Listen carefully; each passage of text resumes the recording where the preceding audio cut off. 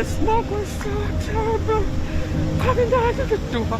I called 911 3 times. They told us to put towels. I couldn't get to the door to put the towels. We're certain that the fire started with a faulty electrical heater, portable heater. The fire was contained to the hallway just outside this two-story apartment, but the smoke traveled throughout the building, and the smoke is what caused the deaths and the serious injuries.